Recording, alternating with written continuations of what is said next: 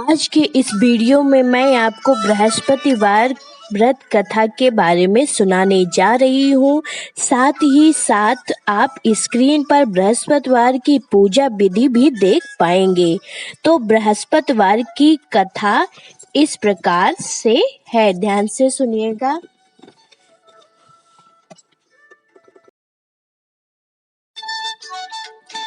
भारतवर्ष में एक नृपति राज्य करता था। वह बड़ा दानी और प्रतापी था। वह नित्य प्रतिदिन मंदिर में दर्शन करने जाता था, ब्राह्मण और गुरु की सेवा किया करता था। उसके दरवाजे से कोई भी निराश होकर नहीं लौटता था तथा वह प्रत्येक गुरुवार को व्रत रखता एवं पूजन करता था। हर एक दिन गरीबों की सहायता करता था। परंतु यह सब बात उसकी रानी को अच्छी नहीं लगती थी। वह न व्रत करती थी, न किसी को एक दमड़ी दान में देती थी तथा राजा से भी ऐसा करने को मना करती थी। एक समय की बात है, राजा तो शिकार खेलने वन को गए हुए थे। घर पर रानी और दासी थी। उस समय गुरु बृहस्पति एक साधु का रूप धारण कर राजा के दरवाजे पर भिक्षा मांगने गए तथा भिक्षा मांगी तो रानी कहने लगी, हे साधु महाराज, मैं इस दान और पुण्य से तंग आ गई हूँ। मेरे से तो घर का ही कार्य समाप्त नहीं होता है। अब आप इस कार्य के लिए तो मेरे पति देव ही बहुत हैं। अब आप इस प्रकार की कृपा करें कि यह सब धन नष्ट हो जावे तथा मैं आराम से रह सकूं। साधु बोले, हे देवी, तुम तो बड़ी विचित्र हो। संतान और धन से कोई दुखी नहीं होता, इसको सभी चाहते हैं। पापी भी पुत्र की और धन की इच्छा करता है। अगर आपके पास अधिक धन है तो भूखे मनुष्यों को भोजन कराओ, ब्राह्मणों को दान दो, कुआं तालाब बावड़ी आदि का निर्माण करवाओ, निर्धन मनुष्य की कुमारी कन्याओं का विवाह कराओ, अनेकों यज्ञ आदि कर्म करो। इस प्रकार के कर्मों से आपका कुल और आपका नाम परलोक में सार्थक हो एवं स्वर्ग की प्राप्ति हो। मगर रानी इन सब बातों से खुश न हुई। वे बोली, हे साधु महाराज, मुझे तो ऐसे धन की आवश्यकता नहीं जिसे और मनुष्य को दान दूं तथा जिसको रखने उठाने में मेरा सारा समय बर्बाद हो जावे। साधु ने कहा, हे देवी, तुम्हारी ऐसी इच्छा है तो ऐसा ही होगा। मैं तुम्हें बताता हूँ, वैसा ही करना। बृहस्पति के दिन घर को गोबर से लीपना, अपने केसों को धोते समय स्नान करना, राजा से कहना हजामत करवाए, भोजन में मांस मदिरा खाना, कपड़ा धोबी के यहाँ धुलने डालना, बाल को धोते समय स्नान करना। इस प्रकार 7 बृहस्पतिवार करने से तुम्हारा सब धन नष्ट हो जाएगा। ऐसा कहकर साधु महाराज वहां से अंतर्ध्यान हो गए। रानी ने साधु के कहने के अनुसार वैसा ही किया। 3 बृहस्पतिवार ही बीते, उसका समस्त धन नष्ट हो गया तथा भोजन के लिए दोनों समय तरसने लगे तथा सांसारिक भोगों के लिए दूर हो गए। तब वह राजा रानी से कहने लगा कि रानी, तुम यहाँ पर रहो, मैं दूसरे देश कर होकर जाऊं, क्योंकि यहाँ पर मुझे सभी मनुष्य जानते हैं, इसीलिए कोई कार्य भी नहीं कर सकता। देश चोरी परदेश भीख बराबर है। ऐसा कहकर राजा परदेश चला गया। वहाँ जंगल को जाता और लकड़ी काट कर लाता और शहर में बेचता। इस तरह जीवन व्यतीत करने लगा। इधर राजा के घर रानी और दासी दुखी रहने लगी। किसी दिन भोजन मिलता और किसी दिन जल पीकर ही रह जाती। एक समय रानी और दासी को 7 रोज बिना भोजन के व्यतीत हो गया तो रानी ने अपनी दासी से कहा, हे दासी, यहाँ पास के ही नगर में मेरी बहन रहती है। वह बड़ी धनवान है और तू उसके पास जा, वहां से 5 सेर बेजर मांग ला, जिससे कुछ समय के लिए गुजर हो जाएगी। इस प्रकार रानी की आज्ञा मानकर दासी उसकी बहन के पास गई। रानी की बहन उस समय पूजन कर रही थी क्योंकि उस रोज बृहस्पतिवार था। तब दासी 5 सेर बेजर दे दो। इस प्रकार दासी ने अनेक बार कहा, परंतु उसने कुछ उत्तर नहीं दिया क्योंकि उस समय बृहस्पतिवार की कथा सुन रही थी। इस प्रकार जब बांदी को किसी प्रकार उत्तर नहीं मिला तो वह बहुत दुखी हुई एवं क्रोध भी आया और गांव से वापस आकर रानी की दासी बोली, हे रानी, तुम्हारी बहन तो बहुत ही बड़ी आदमी है। वह छोटे मनुष्य से बात भी नहीं करती है, इसीलिए मैंने उससे कहा तो उसने कोई उत्तर नहीं दिया। मैं वापस चली आई। रानी बोली, हे दासी, इसमें उसका कोई दोष नहीं है। जब बुरे दिन आते हैं तो कोई सहारा नहीं देता है। अच्छे बुरे का पता आपत्ति में ही लगता है। जो ईश्वर की इच्छा होगी वही होगा। यह सब हमारे भाग्य का दोष है। इधर उस राजा ने देखा कि मेरी बहन की दासी आई थी, परंतु मैं उससे नहीं नहीं बोली। इससे वह बहुत दुखी हुई होगी। यह सोच कथा को सुन और विष्णु भगवान का पूजन समाप्त कर वह रानी अपनी बहन के घर चल दी और जाकर अपने बहन से कहने लगी, हे बहन, मैं बृहस्पतिवार का व्रत कर रही थी। तुम्हारी दासी गई, परंतु जब तक कथा होती है न उठते हैं न बोलते हैं, इसीलिए मैं न बोली थी। कहो दासी क्यों गई थी? रानी बोली, बहन, हमारे पास अनाज नहीं था। वैसे तुमसे कोई बात छिपी नहीं है, इसलिए मैंने दासी को तुम्हारे पास 5 सेर बेचने के लिए भेजा था। रानी बोली, बहन देखो, बृहस्पति भगवान सबकी मनोकामनाएं पूर्ण करते हैं। देखो, शायद तुम्हारे घर में अनाज रखा हो। इस प्रकार वचन जब रानी ने सुना तो घर के अंदर गई और वहां उसे एक घड़ा बेजर का भरा मिला। तब तो रानी और बांदी को बहुत खुशी हुई और दासी कहने लगी, हे रानी देखो, वैसे जब हमको अनाज नहीं मिलता है तो हम रोज ही व्रत करते हैं। अब उस रानी ने अपनी बहन से पूछा कि हे बहन, बृहस्पतिवार के व्रत कथा कैसे तथा यह व्रत कैसे करना चाहिए? रानी की बहन ने कहा, गुरु के व्रत में चना की दाल मुनक्का से विष्णु भगवान का केले की जड़ से पूजन करें तथा दीपक जलावे, पीला भोजन करें तथा कहानी सुने। इस प्रकार करने से गुरु भगवान प्रसन्न होते हैं, अंत में पुत्र धन देते हैं, मनोकामनाएं पूर्ण करते हैं। इस प्रकार रानी और दासी ने दोनों ने निश्चय किया कि बृहस्पति भगवान का पूजन जरूर करेंगे।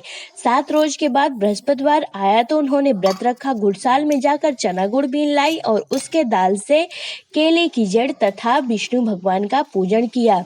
अब भोजन पीला कहाँ से आवे? वे बेचारी बड़ी दुखी हुई, परंतु उन्होंने व्रत किया था, इस कारण गुरु भगवान प्रसन्न थे। 2 थाली में सुंदर भोजन लेकर आए और दासी को देकर बोले, हे दासी, ये तुम्हारे और रानी के लिए भोजन है, तुम दोनों करना। दासी भोजन पाकर बड़ी प्रसन्न हुई और रानी से बोली, चलो रानी जी, भोजन कर लो। रानी को इस विषय में कुछ पता नहीं था, इसीलिए दासी से बोली, तू ही भोजन कर, क्योंकि तू हमारी व्यर्थ में हंसी उड़ाती है। दासी बोली, एक महात्मा भोजन दे गया है। रानी कहने लगी, वह महात्मा तेरे लिए भोजन दे गया है, तू ही भोजन कर। दासी ने कहा, वह महात्मा हम दोनों के लिए 2 थाली में सुंदर भोजन दे गया, इसीलिए हम और तुम दोनों साथ साथ भोजन करेंगे। इस प्रकार रानी और बांदी दोनों ने गुरु भगवान को नमस्कार कर भोजन प्रारंभ किया तथा वह प्रत्येक बृहस्पतिवार को गुरु भगवान का व्रत और विष्णु पूजन करने लगी। बृहस्पति भगवान की कृपा से फिर रानी के और दासी के पास धन हो गया। रानी फिर उसी प्रकार आलस्य करने लगी। जब दासी बोली, देखो रानी, तुम पहले भी इस प्रकार आलस्य करती थी, तुम्हें धन के रखने से कष्ट होता था, इस कारण सभी धन नष्ट हो गया।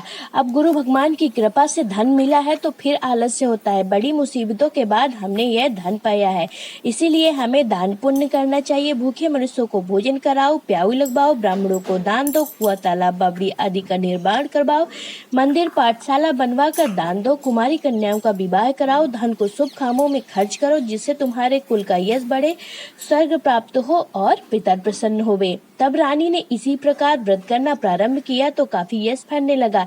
एक दिन रानी और दासी ने विचार किया, न जाने राजा किस प्रकार होंगे, उनकी कोई खबर नहीं। गुरु भगवान से उन्होंने प्रार्थना की और भगवान रात्रि में राजा को स्वप्न में कहा, हे राजा, उठ, तेरी रानी तुझको याद करती है, अपने देश को चलो। राजा प्रातःकाल उठा और विचार करने लगा।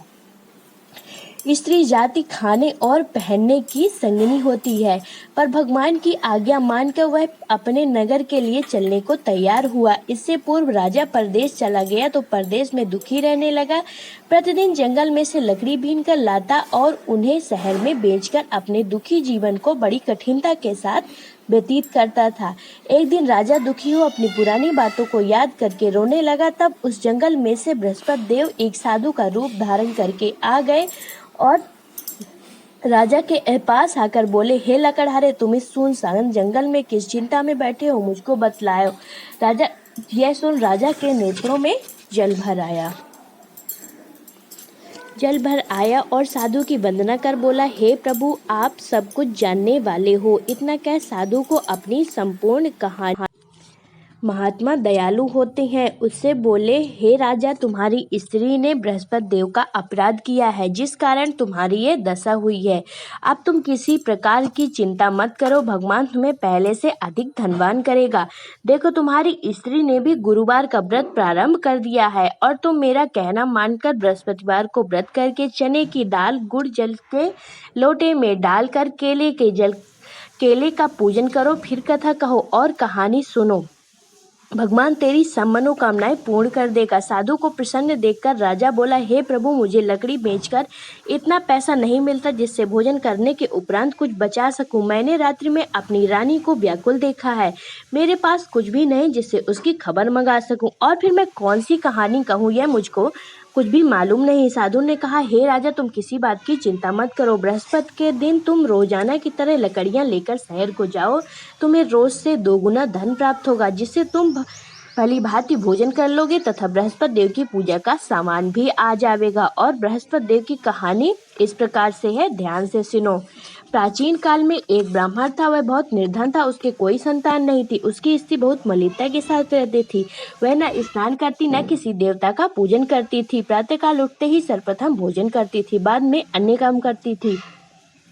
इससे ब्राह्मण देवता दुखी रहते थे। बेचारे बहुत कुछ कहते थे, किंतु उसका कोई परिणाम न निकला। भगवान की कृपा से ब्राह्मण को स्त्री के कन्या रूपी रत्न पैदा हुआ, और वह कन्या अपने पिता के घर बड़ी होने लगी और नित्य स्नान करके विष्णु भगवान का जाप कर बृहस्पतिवार का व्रत करने लगी। अपने पूजा पाठ को समाप्त कर स्कूल जाती तो अपनी मुट्ठी में जौ भर कर ले जाती और पाठशाला के मार्ग में डालती जाती। जब वे जो स्वर्ण के हो जाते तो लौटते समय इसको बीन कर ले आती। एक दिन वह बालिका सूप से उन सोने के जवों को साफ कर रही थी तो उसके पिता ने देख लिया और कहा, हे बेटी, सोने के जवों को फटकने के लिए सोने का सूप होना चाहिए। दूसरे दिन गुरुवार था। इस कन्या ने व्रत रखा और बृहस्पति देव से प्रार्थना करके कहा, हे प्रभु, मैंने आपकी पूजा सच्चे मन से की हो तो मेरे लिए सोने का सूप दो। बृहस्पति देव ने उसकी प्रार्थना स्वीकार कर ली। रोजाना की तरह वह कन्या जौ फैलाती हुई जाने लगी। जब लौटकर जौ बीन रही थी तो बृहस्पति देव की कृपा से उसे सोने का सूप मिला। उसे वह घर ले आई और उससे जौ साफ करने लगी, परंतु उसकी माँ का वही ढंग रहा। एक दिन की बात है, वह कन्या सोने के सूप से जौ साफ कर रही थी। उस समय उस शहर का राजपुत्र वहां से होकर निकला। इस कन्या के रूप और कार्य को देखकर मोहित हो गया तथा अपने घर आकर भोजन तथा जल त्याग कर उदास हो लेट गया। राजा को जब इस बात का पता लगा तो वो अपने प्रमुख मंत्रियों के साथ उसके पास गए और बोले, हे बेटे, तुम्हें किस बात का कष्ट है? किसी ने अपमान किया और अथवा कोई और कारण हो सो कहो, मैं वही करूंगा जिससे तुम्हें प्रसन्नता हो। अपने पिता की राजकुमार ने बातें सुनी तो बोला, पिताजी, मुझे आपकी कृपा से किसी बात का दुख नहीं है। किसी ने मेरा अपमान नहीं किया है, परंतु मैं उस लड़की के साथ विवाह करना है। वह कन्या सोने के सूप से जौ फटकारती है। ना मिलने पर शरीर त्याग दूंगा। राजा ने कहा, हे बेटे, इस तरह के कन्या का पता तुम ही लगाओ, मैं उसके साथ तेरा विवाह अवश्य करा दूंगा। राजकुमार ने उस लड़की के घर का पता बतलाया। तब मंत्री उसी लड़की के घर गए और ब्राह्मण देवता को सभी हाल बतलाए। ब्राह्मण देवता राजकुमार के साथ अपनी कन्या का विवाह करने के लिए तैयार हो गए तथा विधि के विधान के अनुसार ब्राह्मण की कन्या का विवाह राजकुमार के साथ हो गया।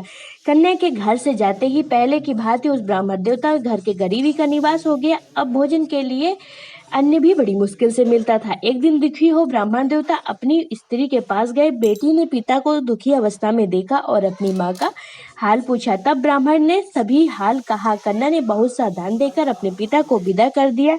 इस तरह ब्राह्मण को कुछ समय सुखपूर्वक व्यतीत हुआ। कुछ दिन बाद वही हाल हो गया। ब्राह्मण फिर अपनी कन्या के यहाँ गया और सभी हाल कहा तो लड़की बोली, हे पिताजी, आप माताजी को लिवा लाओ, मैं उसे विधि बता दूंगी जिससे गरीबी दूर हो जाएगी। वह ब्राह्मण देवता अपनी स्त्री को साथ लेकर पहुंचे तो पुत्री अपनी माँ को समझाने लगी, माँ, तुम प्रातःकाल उठकर प्रथम स्नान करके विष्णु भगवान का पूजन किया करो तो सब दरिद्रता दूर हो जाएगी। परंतु उसकी माँ ने एक भी बात नहीं मानी और प्रातःकाल उठकर अपनी पुत्री बच्ची की जूठन को खा लिया। एक दिन उसकी पुत्री को भी बहुत गुस्सा आया और एक कोठरी में से सभी सामान निकाल दिया, अपनी माँ को उसमें बंद कर दिया। प्रातःकाल उसमें से निकाला और स्नादि करा के पाठ करवाया तो उसकी माँ की बुद्धि ठीक हो गई और प्रत्येक बृहस्पतिवार को व्रत करने लगी। इस व्रत के प्रभाव से उसकी माँ भी बहुत ही धनवती तथा पुत्रवती हो गई और बृहस्पति जी के प्रभाव से स्वर्गलोक को प्राप्त हुई तथा वह ब्राह्मण भी सुखपूर्वक इस लोक में सुख भोग कर स्वर्ग को प्राप्त हुए। इस कहानी को कहकर साधु देवता वहां से लोप हो गए। धीरे धीरे समय व्यतीत होने लगा। फिर वही बृहस्पतिवार का दिन आया। राजा जंगल में से लकड़ी काटकर किसी शहर में बेचने गया। उसे उस दिन से अधिक पैसा मिला। राजा ने चना गुड़ आदि लाकर गुरुवार का व्रत किया और उससे सभी क्लेश दूर हो गए। परंतु जब दोबारा गुरुवार आया तो बृहस्पतिवार का व्रत करना भूल गया। इस कारण बृहस्पति भगवान नाराज हो गए। उस दिन उस नगर के राजा ने विशाल यज्ञ का आयोजन किया था तथा हर्ष में यह घोषणा करा दी कि कोई भी मनुष्य अपने घर में भोजन न बनावे न आग जलावे, समस्त जनता मेरे यहाँ भोजन करने आवे। इस आज्ञा को जो न मानेगा उसके लिए फांसी की सजा दी जाएगी। इस तरह की घोषणा संपूर्ण नगर में दे दी गई। राजा की आज्ञा अनुसार शहर के सभी लोग भोजन करने गए, लेकिन लकड़हारा कुछ देर बाद पहुंचा, इसीलिए राजा उसको अपने साथ लिवा ले गए और ले जाकर भोजन करा रहे थे कि रानी की दृष्टि उस खूंटी पर पड़ी जिस पर उसका हार लटका हुआ था। रानी वह वहां पर दिखाई न दिया। रानी ने निश्चय किया कि यह इसी मनुष्य ने मेरा हार चुरा लिया है तथा जिसको बुलवाकर जेल खाने में डलवा दिया। तब राजा जेल खाने पर गया और बहुत दुखी होकर विचार करने लगा, न जाने कौन से पूर्व जन्म के कारण मेरे लिए दुख प्राप्त है। बहुत दुखी होकर और उसी साधु की याद करने लगा जो जंगल में मिला था। उसी समय तत्काल बृहस्पति देव साधु के रूप में प्रकट हो गए और उसकी दशा को देखकर कहा, अरे मूर्ख, तूने बृहस्पति देवता की कथा नहीं की है, इस कारण तेरे लिए दुख प्राप्त है। अब चिंता मत कर, बृहस्पति के दिन जेल खाने के दरवाजे पर 4 पैसे मिलेंगे, उससे तू बृहस्पति देव की पूजा करना, तेरे सभी कष्ट दूर हो जाएंगे। बृहस्पति देव की रोज उसे 4 पैसे मिले। राजा ने कथा कही। उसी रात्रि को बृहस्पति देव ने उस नगर के राजा को स्वप्न में कहा, हे राजा, तुमने वह निर्दोष है, वह राजा है, उसे छोड़ देना। रानी का हार उसी खूंटी पर लटका हुआ है, अगर तू ऐसा नहीं करेगा तो मैं तेरे राज्य को नष्ट कर दूंगा। इसी तरह रात्रि स्वप्न को देख राजा प्रातःकाल उठा और खूंटी पर हार देखकर लकड़हारे को बुलाकर क्षमा मांगी तथा राजा को योग सुंदर वस्त्र आभूषण देकर विदा किया तथा गुरुदेव की आज्ञा अनुसार अपने नगर को चल दिया। राजा जब नगर के निकट पहुंचा तो उसे बड़ा ही आश्चर्य हुआ। नगर में पहले से अधिक बाग, तालाब और कुएं तथा बहुत सी धर्मशालाएं, मंदिर आदि बन गए थे। राजा ने पूछा कि यह सब किसका बाग और धर्मशालाएं हैं। तब नगर के लोग कहने लगे, यह सब रानी और बांदी के हैं। तो राजा को आश्चर्य आया और गुस्सा भी आया। तब रानी ने यह खबर सुनी कि राजा आ रहे हैं तो उससे बांदी से कहा कि हे दासी, देख, राजा हमको कितनी बुरी हालत में छोड़ गए थे, वह हमारी ऐसी हालत देखकर कहीं लौट न जाए। तू दरवाजे पर खड़ी हो जा। आज्ञा अनुसार दरवाजे पर खड़ी हो गई और राजा आए तो उन्हें अपने साथ लिवा लाई। तब राजा ने क्रोध करके तलवार निकाली और पूछने लगे, यह बताओ यह धन तुम्हें कैसे प्राप्त हुआ। तब कहा, यह सब धन हमें बृहस्पति देव के व्रत के प्रभाव से प्राप्त हुआ। राजा ने निश्चय किया कि 7 रोज बाद सभी बृहस्पतिवार का पूजन करते हैं, परंतु मैं रोजाना दिन में 3 बार कहानी कहा करूंगा तथा रोज व्रत किया करूंगा। अब हर समय राजा के दुपट्टे में चने की दाल बंधी रहती है तथा दिन में 3 बार कहानी कहता है। एक रोज राजा ने विचार किया, चलो अपनी बहन के यहाँ हो आवे। इस तरह निश्चय कर राजा घोड़े पर सवार हो अपनी बहन के यहाँ चलने लगा। मार्ग में उसने देखा कि कुछ आदमी एक मुर्दे को लिए जा रहे हैं। उन्हें रोक कर राजा कहने लगा, अरे भाइयों, मेरी बृहस्पति देव की कहानी सुन लो। वे बोले, लो, हमारा तो आदमी मर गया, इसको तो अपनी कथा की पड़ी। परंतु कुछ आदमी बोले, हम तुम्हारी कथा भी सुनेंगे। राजा दाल निकाली और जब कथा आधी हुई तो मुर्दा हिलने लगा। जब कथा समाप्त हुई तो राम राम करके वह मनुष्य खड़ा हो गया। मार्ग में उसे एक किसान खेतों में हल चलाता मिला। राजा ने उसे देखा और उससे कहा, अरे भाइयों, मेरे बृहस्पतिवार की कथा सुन लो। किसान बोला, जब तक मैं तेरी कथा सुनूंगा, जब तक मैं 4 रैया जोत लूंगा, जा अपनी कथा किसी और को सुनाना। इस तरह राजा आगे चलने लगा। राजा को हरते ही बैल पछाड़ खा गिरे तो उसके पेट में जोर का दर्द होने लगा। उसी समय उसकी माँ वहां रोटी लेकर आई और उससे यह देखा तो अपने पुत्र से सभी हाल पूछा। बेटे ने सभी हाल कह दिया तो बुढ़िया दौड़ी उस घुड़सवार के पास गई और कही, मैं तेरी कथा सुनूंगी, तुम अपनी कथा मेरे खेत पर चलकर कहना। बुढ़िया की बात सुनकर राजा ने खेत पर जाकर कथा कही, जिससे सुनते ही वह बैल खड़े हुए तो किसान के पेट का दर्द बंद हुआ। राजा अपनी बहन के घर पहुंच गया। बहन ने भाई को खूब मेहमानी की। दूसरे रोज प्रातःकाल राजा जगा तो वह देखने लगा कि यहाँ सब लोग भोजन कर रहे हैं। राजा ने अपनी बहन से कहा, ऐसा कोई मनुष्य जिसने भोजन न किया हो, मेरी बृहस्पतिवार की कथा सुन ले। बहन बोली, हे भैया, यह देश ऐसा ही है, यहाँ पहले लोग भोजन करते हैं, बाद में अन्य काम कर देकर कोई पड़ोस में हो तो जाऊं मैं। वह ऐसा कहकर देखती चली गई, परंतु उसे कोई व्यक्ति नहीं मिला जिससे भोजन न किया हो। अतः वह एक कुम्हार के घर गई जिसका लड़का बीमार था। उसे मालूम हुआ कि उसके यहाँ 3 रोज से किसी ने भोजन नहीं किया है। रानी ने अपने भाई की कथा सुनने के लिए कुम्हार से कहा तो वह तैयार हो गया। राजा ने जाकर अपनी बृहस्पतिवार की कथा कही, जिसको सुनकर उसका लड़का ठीक हो गया। एक रोज राजा ने अपनी बहन से कहा कि बहन हम अपने घर को जाएंगे, तुम ही तैयार हो जाओ। राजा की बहन अपनी सास से कही। सास बोली हाँ चली जा, परंतु अपने बच्चों को मत ले जाना क्योंकि तेरे भाई की कोई औलाद नहीं है। बहन ने अपने भाई से कहा हे भैया मैं तो चलूंगी लेकिन कोई बालक नहीं चलेगा। तो भाई ने कहा कि तुम ही की यदि कोई बालक नहीं चलेगा तो तुम क्या करोगी। बड़े दुखी मन से राजा अपने नगर को लौट आया। राजा ने अपनी रानी से कहा हम निर्वंशी राजा हैं, हमारा मुंह देखने का धर्म नहीं है, कुछ भोजन आदि नहीं किया। रानी बोली हे प्रभु, बृहस्पति देव ने हमें सब कुछ दिया, हमें औलाद भी अवश्य देंगे। उसी रात्रि को बृहस्पति देव ने राजा से स्वप्न में कहा हे राजा उठ, सभी सोच त्याग दे, तेरी रानी गर्भ से है। राजा को यह सब बात सुनकर खुशी हुई तथा 9वें महीने में उसके गर्भ से एक सुंदर पुत्र पैदा हुआ। राजा बोला हे रानी, स्त्री बिना भोजन के रह सकती है, बिना कहे नहीं रह सकती है। जब मेरी बहन आवे तो तुम उससे कुछ मत कहना। रानी ने सुनकर हाँ कर दिया। जब राजा की बहन ने यह शुभ समाचार सुना और वह बहुत खुश हुई, बधाई लेकर अपने भाई के यहाँ आई। तभी रानी ने कहा घोड़ा चढ़कर तो नहीं आई, गधा चढ़ी आई। राजा की बहन बोली भाभी मैं इस प्रकार न कहती, तुम्हें औलाद कैसे मिलती। बृहस्पति देव ऐसे ही हैं, जैसे जिसके मन में मनोकामनाएं रहती हैं सभी को पूर्ण करते हैं। जो सद्भावना पूर्वक बृहस्पतिवार का व्रत करता है एवं कथा पढ़ता है अथवा सुनता है और दूसरों को सुनाता है, बृहस्पति देव उसकी सभी मनोकामनाएं पूर्ण करते हैं। बृहस्पति भगवान उसकी सदैव रक्षा करते हैं। संसार में जो सद्भावना से बृहस्पति भगवान का पूजन व्रत सच्चे हृदय से करता है उसकी सभी मनोकामनाएं पूर्ण करते हैं। जैसे सच्ची भावना से रानी और राजा ने अपनी कथा का गुणगान किया, उसकी सभी इच्छाएं बृहस्पति देव ने पूर्ण की। वैसी सच्ची भावना से रानी और राजा ने उनकी कथा का गुणगान किया तो सभी की इच्छाएं बृहस्पति देव जी ने पूर्ण की। इसीलिए सब पूजा व्रत अच्छे हृदय से करना चाहिए तथा पूजन व्रत करना चाहिए, इससे सभी मनोकामनाएं पूर्ण होती हैं। अगर हमारा वीडियो आपको पसंद आता है तो हमारे वीडियो को आप लाइक कीजिएगा, हमारे चैनल को सब्सक्राइब कीजिएगा और कमेंट बॉक्स में जरूर बताइएगा। और एक बात, पूजा करते समय ना बोलते हैं ना उठते हैं, तो प्लीज आप ना उठिएगा ना बोलिएगा। धन्यवाद।